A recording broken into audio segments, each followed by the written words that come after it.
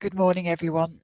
I'm trying a different sound system, an ancient headset at the moment to see if the sound's any better, because I didn't think it was particularly good on the previous recordings. I'll have a hunt around for something a bit more subtle in some of my boxes of technology. Gosh, all these messages coming in at the minute. Anyway, it's another bright day here, crisp, cold. I mean, in terms of just how it is to be in isolation, I mean, I'm very fortunate because I've got a big garden here. The weather is fantastic. So I'm just getting rid of lots of things coming up on the screen. And it's like, what's current? I mean, this is the way that I go about my trainings. As many of you who have trained with me know, that the theme, if you like, or the structure for a day comes from my current experience. And I thought, well, what's current? I mean, it's a question that very often, Jean Early and I, my mentor and colleague and friend, it's the way that we approach trainings. It's like, what's our deepest truth to come from the most significant place in the moment? And I will be doing a session with Jean later today, which I'll put up online. And many of you have met him. If you haven't, he's a very special guy. He's been a huge influence on my life, my work.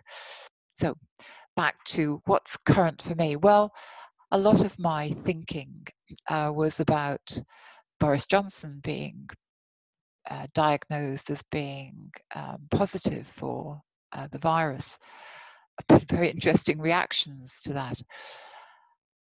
Even in one case, a TV presenter, when her colleague announced the news that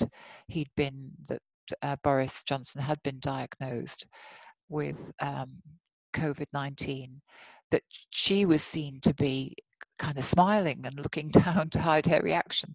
There's been a kind of real sort of torrent of comments on things like Twitter. And there's been quite a lot of reactions like that to that news. Probably because many people feel, and I probably, me included, feel that he doesn't really identify with the issues that people face on a daily basis. And that he has been irresponsible in the way that he has reacted to the situation. And by irresponsible, I mean that he downplayed it. He had a broadcast where he was saying, where he'd been in very big meetings with lots of people, and that he was shaking hands with everybody. I mean, he's saying this, I've been shaking hands with everybody, and I'm going to continue shaking hands with everybody. Now, given that the government advice was not to do that, then he's not leading by example. He's not led by example on quite a few things. His father, although he's not in control of his father, said, well, he was going to continue to go down to the pub for a drink. I mean, he can't now because the pubs are closed. But equally, that was against all advice. So as a family unit, and of course we can't control family units, but they were not exemplifying the advice that they were giving to the public. And the most powerful form of influence is example. Gandhi said, we must be the example that we wish to see in the world. Example is far more powerful than the words alone. I mean, this will be a topic on one of my later sessions. It's like, what we call our meta message. What we do and the way we do it is really the message that people pick up.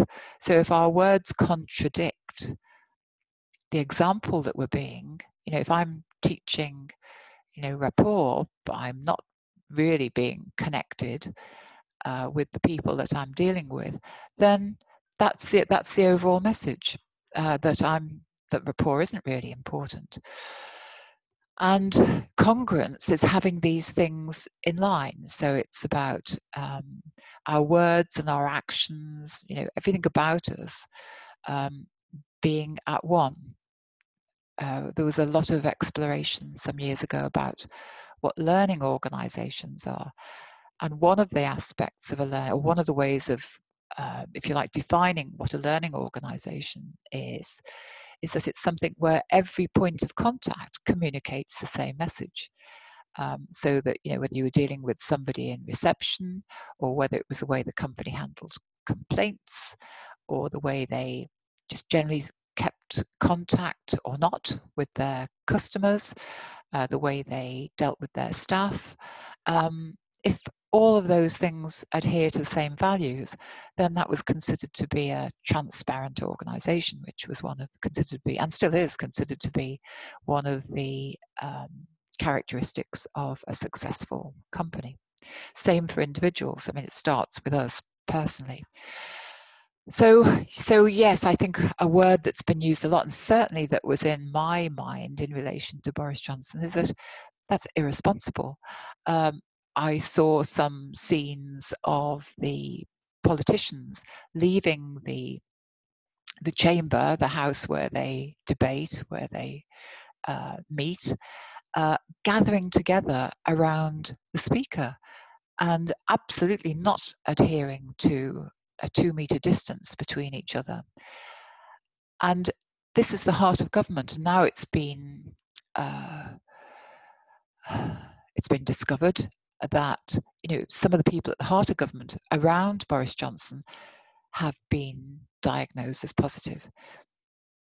This is incredibly irresponsible that the head of our government could have been, anybody there could be infecting others.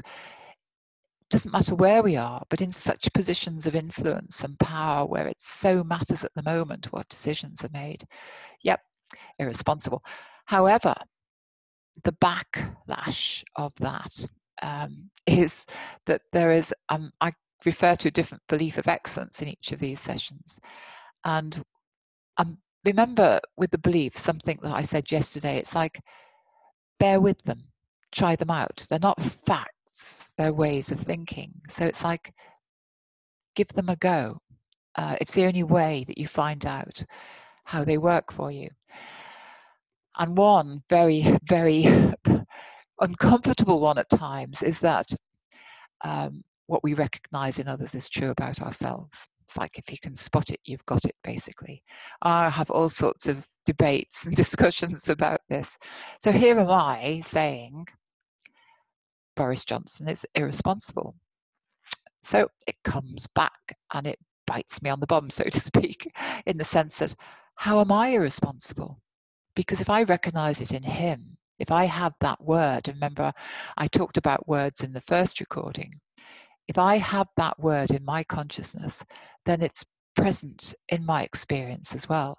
It doesn't mean that I behave in literally the same way. It's kind of a level up from that. It's like I have my own unique form of irresponsibility, if you like. And so do you, if you identify, if you've got that word in your thinking. And so it's such a powerful source of learning, this thinking. And so the question is, how am I irresponsible? And I thought about that, having thought about what I was thinking about him and then applying it to myself. And that's what we call, and I say we, Jean and I, when working together, we call it the apply to self strategy. So how am I irresponsible? Well, I did think, that the other day I was very careless I realized I'd forgotten to wash my hands after I'd handled something that had been delivered to the house. I realized I'd gone out and touched certain things, and then I had realized I'd had itchy eyes, and I was really kind of rubbing my eyes a lot, and I thought, oh, goodness, that's irresponsible.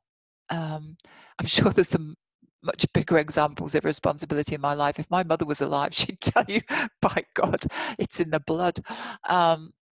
Yes, I've been very, I mean, I'm laughing about it because, you know, I kind of grew up in Liverpool. I was a teenager in the 60s. There was that life was irresponsible basically at that time, but it was fun. So there's different sides to this.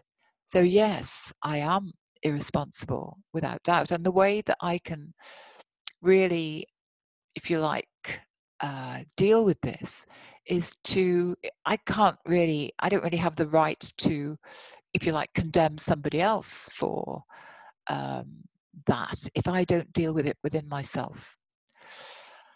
And so I've actually really tightened up today, yesterday, especially since I started to consider this, thought, right, how do I be responsible in all the situations and all the contexts I'm in?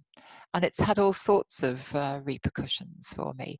And also, responsibility means taking care of myself.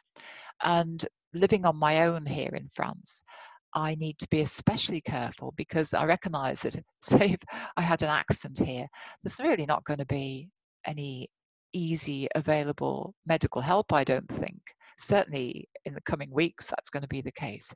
And therefore, I do need to be particularly responsible, not only to take care of myself, but also not to put pressure on the medical services. I did think that the last time I cycled out, because cycling here is banned, or you can go within 1 kilometre, but I mean, you can't really cycle with 1 kilometre. And I did cycle out before that ultimate ban was put in place.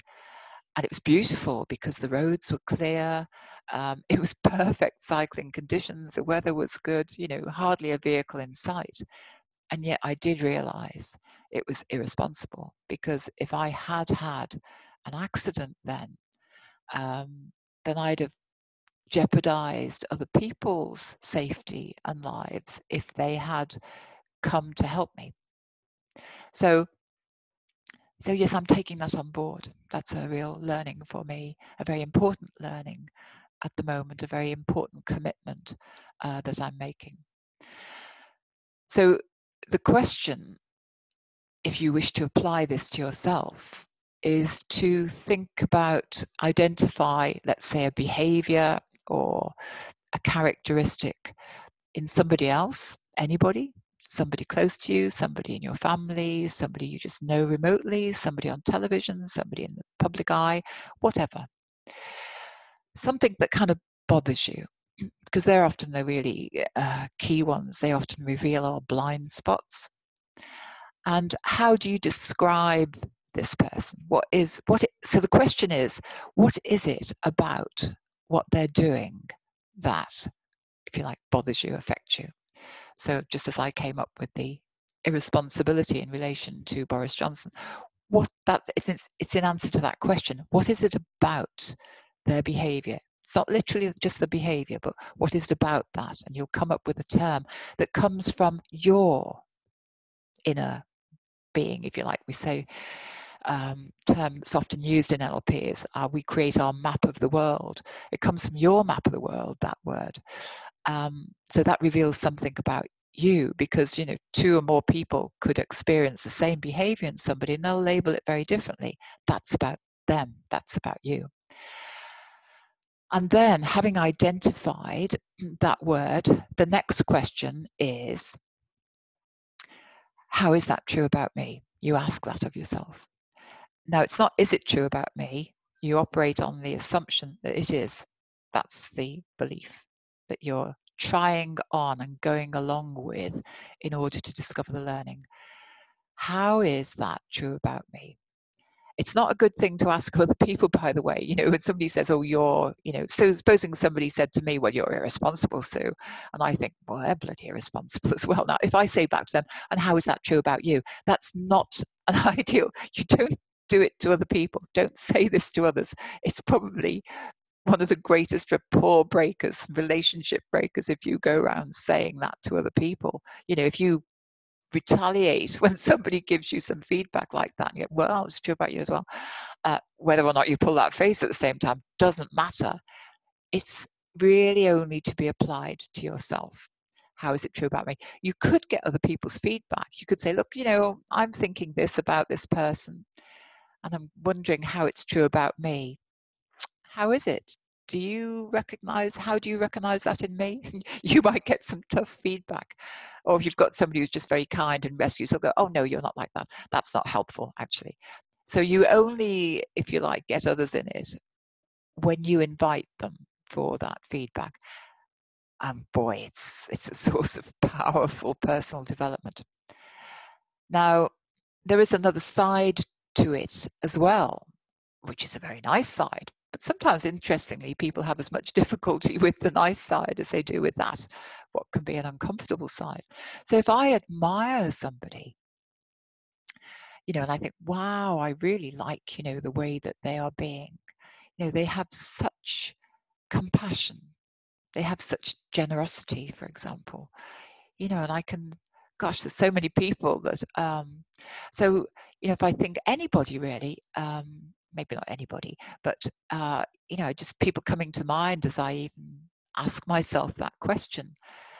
And the person that's come to mind is thinking, wow, this person had such an ability. So this was somebody who was on a program with me in India earlier this year, who told her life story and the very difficult childhood that she'd had, was quite cruelly treated, and how her uncle had really given her a metaphor that was almost like he was a savior to her, really, in some very simple but powerful words that he gave her. For example, he told her that they were rowing across a river or a lake, I think, and there were lotus flowers in the river, and he pulled up a lotus flower out of the water, and he said to look at the roots. They're muddy, they're cloggy, they're dark, they're dirty, and yet there is this beautiful flower on the surface. And he said, that's how life is. That's how life can be. And she took that metaphor for herself, as I'm sure he intended it. And she told this story to us in the group. I had tears in my eyes listening to her, not just because of the story, but because of the way that she told it. She told it with such, obviously with feeling and passion, but also with an objectivity. There was no sort of poor me in that. She told the story with a purpose. She gave it not just to tell her stuff, but she told it for us. I really sensed that purpose behind the way that she spoke it, so that we would get the same thing. So I admired her purposefulness. I admired her eloquence and her eloquence with emotion, but with a very, I'm trying to think of the right words, controlled emotion. So the very powerful thing about that, nice thing about that, is to say, how is that true about me? And it feels kind of, I know many of you will find that, this feels a bit self-indulgent to say that, to kind of, we'd say, don't blow your own trumpet, meaning, you don't have to brag about your talents. However, it's not about bragging. It goes right back to what I was talking about in the first recording, about recognizing your talents and using them for others, use them for yourself and for other people. And the only way you can really do that is if you acknowledge them. So you don't have to go around, oh, I'm like this, it's just about saying, okay, so I have that ability. I can think of friends of mine also who have this incredible ability to express things beautifully. So for example, many of you know Leslie, my friend in Scotland, and Vicky Gumley, who I work with up there as well. And Leslie put a post out about a program that we are planning to do possibly later in the year. And her ability to express herself fluently and uniquely is quite remarkable. I'm not entirely sure she's always, forgive me, Leslie, you've always fully really, I think you acknowledge that now that you have that ability. So many fantastic talents get hidden because people don't feel like they might be sort of a little bit, sort of being a bit full of themselves if they do that. But it's not about talking about it, it's about using them. So that's the nice side. So the same questions apply there. So who's somebody that you really admire? What is it about them? So you might think about what they do that you've noticed that you admire. What is it about that? Or what is it about them and that you admire? You're kind of moving into the area of talent when you ask that question. You move away from a description of behavior to a description of talent. And then the same question, how is that true about me? And it's, again, not a closed question. So is it true about me? It's like, how is it true about me? So you ask the question with a sincere intention of getting that answer for yourself. There's no maybe not. It's just, how is it? And how might you then bring that talent, if not already, into your consciousness and into the service, up to the surface, and then maybe into the service of other people. Oh, there's one bit I would add about when you're exploring something that you dislike about other people. Another place you can go to with that is like, how would you wish that person to be instead of the thing that you don't like? So, for example, if you were saying somebody is irresponsible, I would wish them to be responsible. I would wish them to think about the impact of their behavior on the world at large, for example. And then you can bring that back to yourself and say, so how can I be that? So that we become the example that we wish to see in the world. This is about influence from the inside out. It's very powerful influence.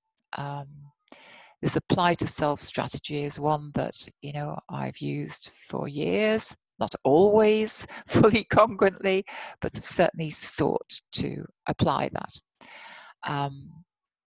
So I hope you enjoy. It can be very thought-provoking. I hope you enjoy the exploration, and speak to you soon.